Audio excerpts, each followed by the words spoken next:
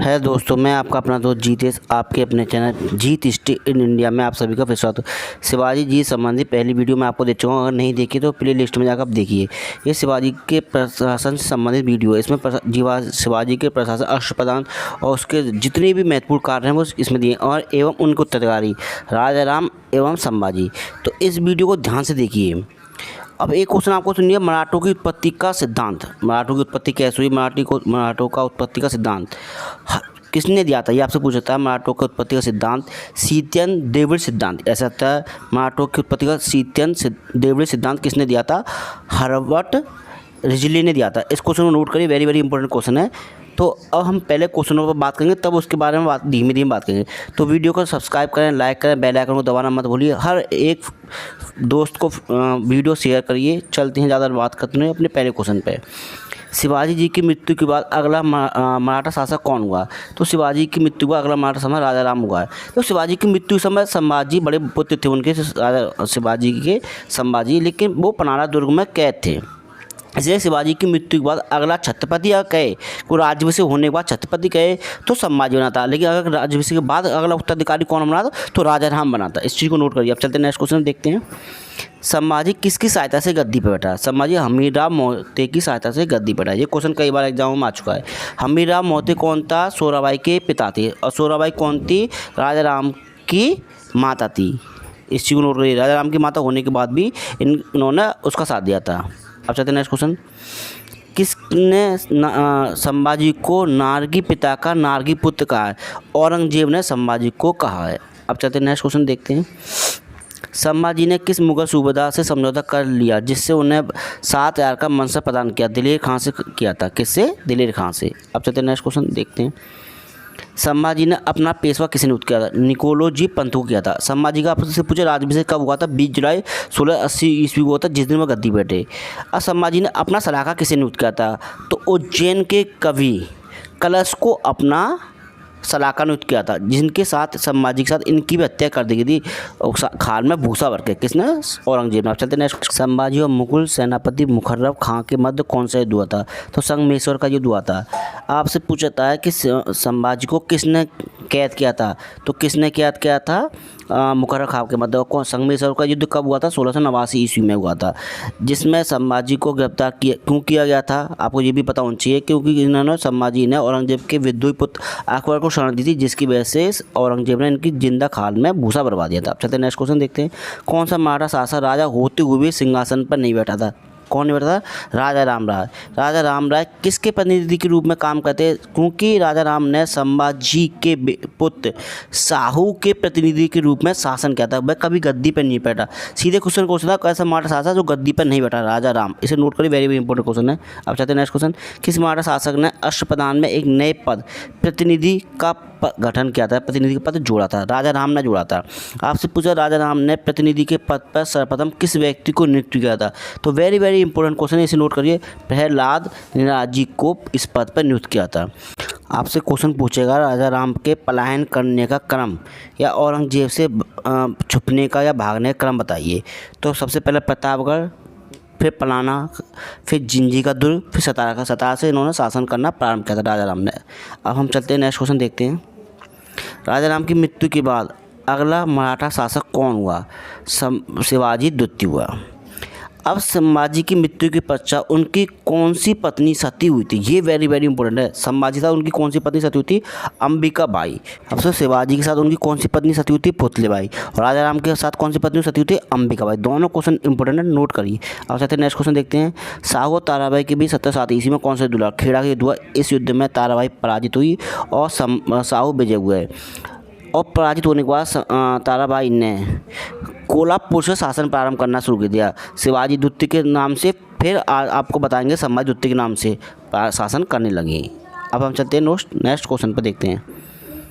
शिवाजी के समय अष्टप्रधान में पेशवा का पद किसे प्रदान किया गया था। सबसे पहला पेशा कौन था? सामराज नीलकंठ रोजेकर को सबसे पहले पेशा पद प्रदान किया, लेकिन ये बाद में उनके पुत्र मोरोपंत पिंगले को प्रदान किया गया। तो एग्जाम में पूछा आता है कि पेशवा का पद सर्वप्रथम किसे प्रदान किया था? एग्जाम में क्वेश्चन आता है मोरोपंत पिंगले को सर्वप्रथम पेशा पद प्रदान किया था। अगर ये आए नीलकंठ रोजकर को आए तो सबसे पहले नीलकंठ रोजकर को आना, उसके बाद मोरोपंत पिंगले पेशा का पद प्रदान किया था। अब चलते हैं नेक्स्ट क्वेश्चन देखते हैं। शिवाजी के अष्टप्रधान में सरनवेश के पद पर किसे नियुक्त किया गया था? अन्नाजी दंतो पंत को नियुक्त किया। शिवाजी के समय दवीर या सुमंत का पद किसे प्रदान किया गया था? तो रामचंद्र पंत त्रिभंग को ये पद प्रदान किया गया। इसे नोट करिए। अब चलते हैं नेक्स्ट क्वेश्चन देखते हैं। शिवाजी जी ने सरे नौबत के पद पर किसे नियुक्त किया था? हमीरराव मोहिते को नियुक्त किया था। और शिवाजी के समय चिटनीस के पद पर किसे नियुक्त किया था? आपको पूछा था बालाजी आवजी को नियुक्त किया गया था। कौन से पद पर? चिटनीस के पद पर। इसे नोट करते आइए क्वेश्चन को। अब चलते हैं नेक्स्ट क्वेश्चन। शिवाजी के अष्टप्रधान में वाक्यनवीस के पद पर किसे नियुक्त किया था? दत्तात्रेय त्र्यंबक को नियुक्त किया गया था। ठीक है। शिवाजी ने न्यायाधीश के पद पर किसे नियुक्त किया था? आपसे पूछा था निराजी राव जी को नियुक्त किया था। और शिवाजी जी ने पंडित राव के पद पर किसे नियुक्त किया था? रघुनाथ राव पंडित को नियुक्त किया था। किसके? पंडित राव के पद पर न्यायाधीश के निराजी राव को नियुक्त किया था। आप सुनिए मेरी बात ध्यान से। सेनापति के अतिरिक्त सभी मंत्री प्राय ब्राह्मण होते थे, ये क्वेश्चन नोट करिए। और पंडित राव न्यायाधीश के अतिरिक्त सभी मंत्रियों को अवसर आने पर सेना का नेतृत्व करना पड़ता था। अब आपसे क्वेश्चन पूछा शिवाजी के अमात्य कौन थे? सर्वप्रथम शिवाजी के अमात्य कौन थे? रामचंद्र पंत शिवाजी के प्रथम अमात्य थे। इसे नोट करते आइए। आप चलते हैं नेक्स्ट क्वेश्चन पर जो बात करते हैं आप। इसके अनुसार शिवाजी कैदी बनाए गए सैनिक अफसरों को युद्ध के बाद मुक्त कर दिए करते थे। तो किसे? रॉबिन्सन इतिहासकार ने कहा है कि शिवाजी सैनिक बनाए गए बंदियों को मुक्त कर देते, ना कि उन्हें दास बनाते थे। ये बात विदेशी इतिहासकार ने कहा। अब चलते हैं नेक्स्ट क्वेश्चन।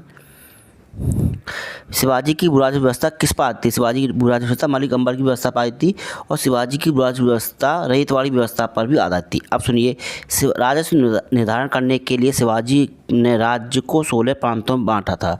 और प्रांतों को तरफ कहते थे, और तरफों को मोजों बांटा गया था, और मोजों में को गाँव में बांटा गया था। तो प्रशासन की सबसे छोटी इकाई हर राज्य की हर राजा की गाँव होती थी, जिसका मुखिया प्रधान होता था। अब चलते नेक्स्ट क्वेश्चन देखते हैं। शिवाजी ने किसके नेतृत्व में अपने राज्य की भूमि का सर्वेक्षण करवाया था? अन्नाजी दत्तो के नेतृत्व में करवाया था। 1679 है ना, 79 ईस्वी में करवाया था।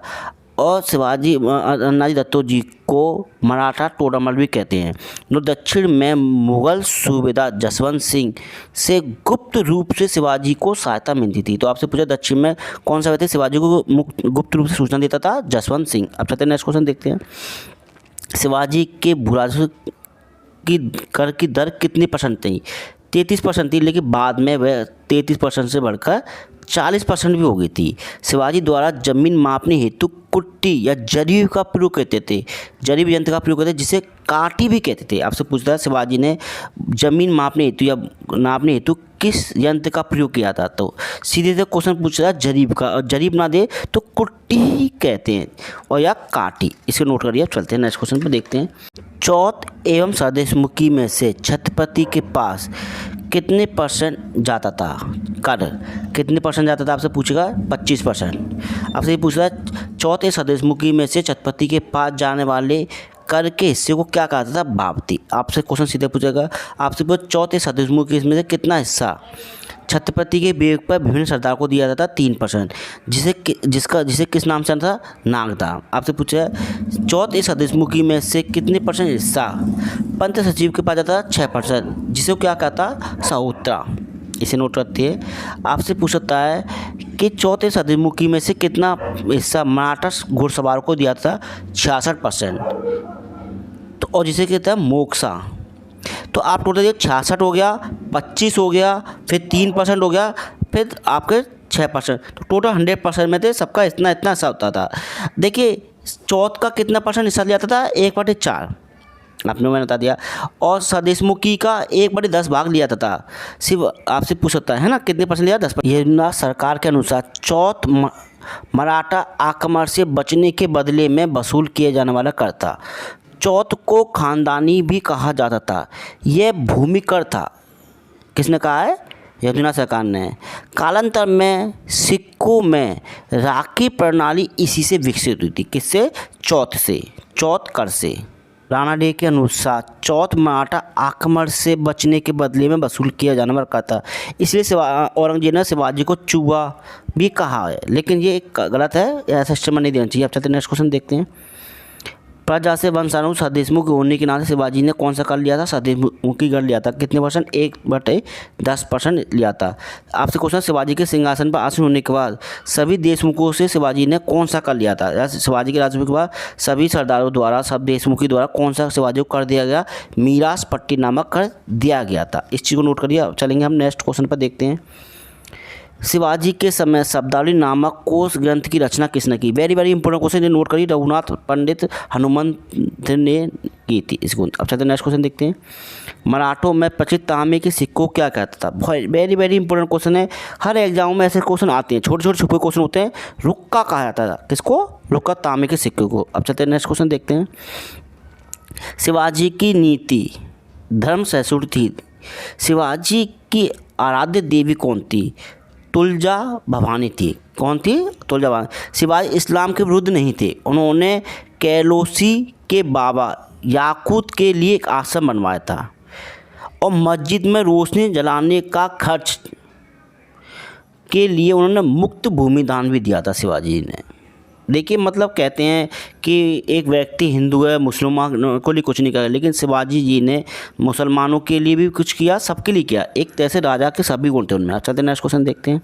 शिवाजी ने सर्वप्रथम नौसैनिक अड्डा कहाँ स्थापित किया था? कल्याण में स्थापित किया था। कहाँ? कल्याण में। सर्वप्रथम कब किया था? 1658 ईस्वी में किया था। नौसैनिक अड्डा कहाँ पर हुआ था? कल्याण में। आपसे आगे चल के कोलाबा में शिवाजी नौसैनिक का मुख्य केंद्र बनाया। किसको बनाया? कोलाबा को, सैनिकों। शिवाजी ने नौसैनिक का मुख्य केंद्र बनाया। शिवाजी की नौसेना 2 भागों में विभाजित थी।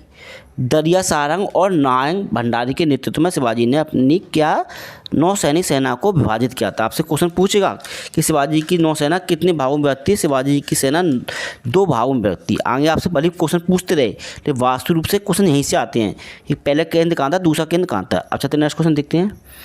गांव में बुरा से कर वसूल करने वाले अधिकारों को क्या कहा जाता था? तो पटेल कहता है। ये पद वंशानुगत पद था। पटेल का जो पद था वंशानुगत पद था, इसे नोट कर लीजिए। आपसे पूछेगा कि ये पद किसको दिया जाता था, इसकी सहायता के लिए कौन सा था, सारी डिटेल मैंने आगे वाले क्वेश्चन में दी है, आपको पता चल जाएगी। अब चलते हैं नेक्स्ट क्वेश्चन। मराठा प्रशासन में गांव का लेखपाल क्या करता है? कुलकर्णी कहता है। ये पटेल के अधीन होता था। कौन? कुलकर्णी। और कुलकर्णी के अधीन चौगुले होता था, जो पटेल की सहायता करता था। वह कुलकर्णी लेखों की देखभाल करता था। कौन? कुलकर्णी की लेखों की देखभाल करता था। गाँव की औद्योगिक आवश्यकता की पूर्ति के लिए 12 कारीगर होते थे, जिन्हें 12 बलूत कहा जाता था। इन कारीगरों को किसान उपज का एक निश्चित हिस्सा देते थे। ये भी नोट करिए। ये पद भी वंशानुगत था। कौन सा पद था? 12 बलूत नामक पद भी एक वंशानुगत पद था। कितने पद होते थे इसमें? 12 सदस्य होते थे। अब चलते नेक्स्ट क्वेश्चन देखते हैं। शिवाजी की पैदल सेना को क्या कहता है? ये एग्जाम में कई बार आ चुका है। शिवाजी की पैदल सेना को क्या कहता है? पाइक कहते थे। कई बार आ चुका है। देखिए, अब क्वेश्चन यहाँ से क्वेश्चन आएगा जो मैं बता रहा हूँ। वे सैनिक जो घोड़े व अस्त्र स्वयं अपने साथ लाते थे, उन्हें क्या कहता? सिलेदार। ठीक है, ये क्वेश्चन नोट करिए। और जिन्हें राज्य की ओर से घोड़े व अस्त्र दिए जाते थे, उन्हें क्या कहता? बरकीर या पागा कहते। ये नियमित घुड़सवार होते थे, पर बरकीर या पागा नियमित सैनिक होते, लेकिन जो अपने साथ सैनिक व घुड़सवार लेके आते थे वह सिलेदार कहते हैं। ये नियमित सैनिक नहीं होते, लेकिन इन्हें बरकीर से ज़्यादा वेतन दिया जाता था। अगर क्वेश्चन पूछे तो वेतन, क्योंकि जो अपने साथ वेतन घोड़े अस्त्र लेके आते थे, उन्हें बरगीज से अधिक वेतन दिया जाता था। लेकिन ये नियमित सैनिक नहीं होते थे, ये अनियमित सैनिक होते, इन्हें वेतन ज़्यादा मिलता था। ले आपसे पूछे थे कौन सैनिकों को बरकीर किन्हें कहता है या पागा सैनिक किन्हें कहता था? तो पाइक पैदल है, पागा घुड़सवार सैनिक है। आगे एग्जाम में कन्फ्यूजन ये होता है, पागा पाइक में, पागा घुड़सवार सैनिक है, पाइक पैदल सैनिक है। अब चलते नेक्स्ट क्वेश्चन देखते हैं। मराठा राज्य में सर्वोच्च न्यायालय को क्या कहता है? ये क्वेश्चन है। हाजिर मजलिस। मराठा सचिवालय को क्या कहते थे? आपसे पूछेगा तो फाद कहते थे। क्या कहते? फाद। नोट, मराठा साम्राज्य में किसी व्यक्ति को उसकी सेवा के बदले प्रदत्त भूमि अनुदान को क्या कहा जाता था? बतन जागीर का आता था। मराठों ये मुगलों में भी थी ना बतन जागीर, एक जागीर थी एक बतन जागीर थी। जो बतन जागीर थी वंशानुगत थी, आपने पढ़ा भी होगा। अगर नहीं पढ़ा है तो मैंने प्ले लिस्ट में मैंने बाबर संबंधी वीडियो डाल दी है, और अगली वीडियो मेरी अकबर से संबंधित वीडियो होगी जिसमें महत्वपूर्ण क्वेश्चन मिलेंगे। तो उन चीज़ों को देखता ही, क्योंकि हर वीडियो जो हर क्वेश्चन एक क्वेश्चन से हर 10 क्वेश्चन बनाने की मैंने हर कोशिश कर रहा हूँ वीडियो में।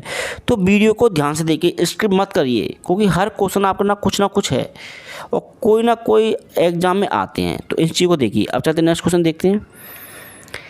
मराठा साम्राज्य में वंशागत भूमि के स्वामित्व को क्या कहता? मिसाधार कहा जाता था। क्या कहता? मिसाधार। मराठा साम्राज्य में आपातकालीन कर को क्या कहते थे? ये वेरी वेरी इंपॉर्टेंट क्वेश्चन है, ये कई बार एग्जाम में आता है। मराठा साम्राज्य में किसी साम्राज्य में आपातकालीन कर को क्या कहता है? कुर्जा पट्टी कर कहते थे। क्या कहा था? कुर्जा पट्टी कर कहा जाता है, जो किसको? आपातकालीन कर को। अब चलेंगे हम नेक्स्ट क्वेश्चन देखते हैं। शिवाजी के पश्चात गुरिल्ला युद्ध पद्धति का महानतम प्रतिपादक किस पेशवा का आता है? वाजिया प्रथम को। वाजिया प्रथम या पेशवा संबंधित नेक्स्ट वीडियो में डालूंगा, आपको देखना उसे ध्यान से। अब चलते हैं नेक्स्ट क्वेश्चन देखते हैं। मराठा साम्राज्य में सिक्कों की शुद्धता व भार की जांच करने वाला अधिकारी क्या रहता है? पोतदार। पोतवार नहीं, पोतदार का था। अब चलते हैं नेक्स्ट क्वेश्चन देखते हैं। शिवाजी द्वारा किए गए उपहारों को लेने से किस संत ने मना कर दिया? तुकाराम। महाराष्ट्र संत तुकाराम, जिन्होंने मना कर दिया। आपसे पूछा था क्वेश्चन, शिवाजी के समकालीन संत इनमें से कौन सा था?